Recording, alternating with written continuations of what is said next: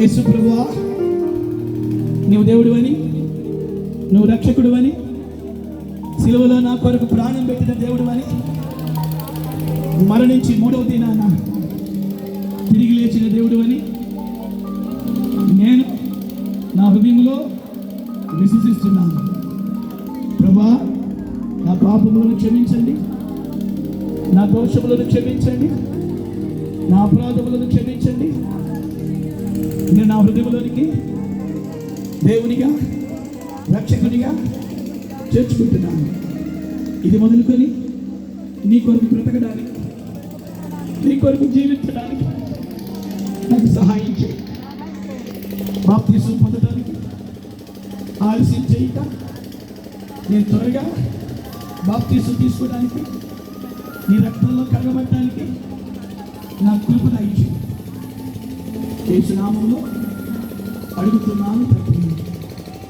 ఆమేన్, ఆమేన్, ఆమేన్.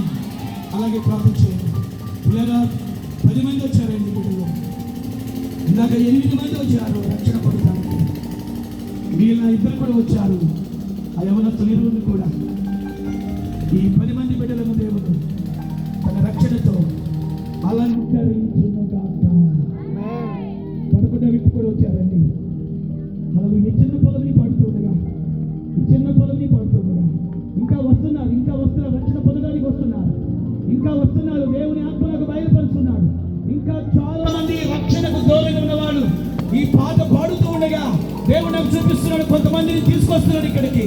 నేను రక్షణ పొందుతానండి, నేను రక్షణ పొందుతానండి అని చాలా మందిని దేవుడి ఇక్కడ తీసుకొస్తున్నాడు. కొంతసేపు కనబడి, తమ్ముడా, అంతసేపు కనబడే మాయమయ్యే ఆవిరి వంటిదిరా. ఈ పదవి పాడుతూ ఉండగా ఇంకొక అవకాశం మీకు ఇవ్వబోతున్నాను. ఇది రక్షణ కార్యం, ఈ రక్షణ కార్యం విలువైంది. ఇంత సమయం అయిందని ఎవరు అనుకోవద్దు. చచ్చిపోయే వరకు భోజనం తింటానే ఉంటాం. టైం అవుతుందని ఎవరు చూడద్దు.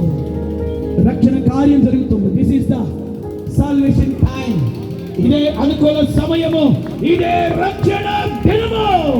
బాబా షబరి కరందల బాబా, ఓ బాబా షబల కరందల బాబా బాబా బాబా, ఉరిదిలికి మందల బాబా షియాందల బాబా, రి యషగల బారా బాబా, రి రిబో షబలికి మం, రి రిబో షబలమ సికరందల. Receive the salvation. Receive the anointing.